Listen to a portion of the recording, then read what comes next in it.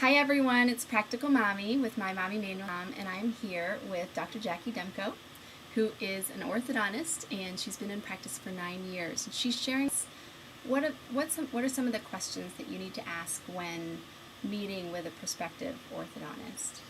I think that people ask me that a lot, and the advice I give to even my friend is go to 3 orthodontists if you can, if you have the time, if you can take your child out of school. That much, yeah. Yeah, that would be best because you're going to hear 3 different things most of the time. If 2 are in sync, then you know that it's an educational process. So when you go to each of the orthodontists, what you want to know is what's their training. You want to know, did you get a weekend certificate? Did you actually go to a university and get your master's? Because there's quite a range in education, and you definitely want, especially if your child has anything significant going on, to go to a specialist. And that's going to be somebody that's endorsed by the American Association of Orthodontics. Another thing that you might want to ask is, how long have you been in practice? I'm not going to say one is better than the other. There's definitely advantages to being a younger doctor. There's absolutely advantages to being an older doctor. There are practices that have multiple doctors, which is a good thing to know ahead of time because you'll want to know, are both of the doctors going to be seeing my child? Is one doctor primarily going to be overseeing my child's treatment? Because things can kind of get lost when there's a multiple doctor practice. And it depends how in sync they are with each other. I mean, they certainly don't have to, but they can. Right. Well, that brings up a really good point, though. Now, when you start treatment for your child, usually that relationship will go on for how many months or years? Good question. There typically are 2 standard phases of orthodontic treatment. And phase 1, there are different philosophies, but phase 1 generally is preparing the mouth for all of the teeth to come in. There are doctors that will put braces on twice and using the braces to get that ready.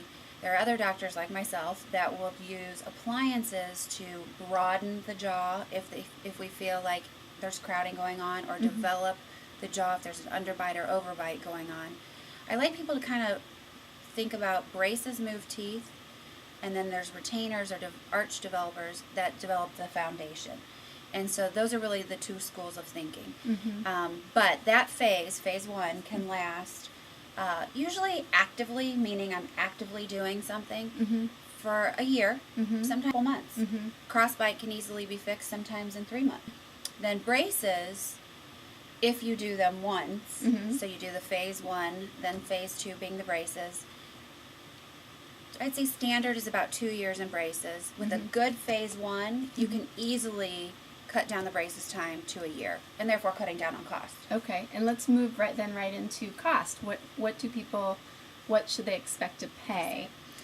If you braces in St. Louis, you'll find that the average orthodontic fee runs between $5,000 to $6,000. You certainly can get less, and you certainly can get more. It kind of depends on the child.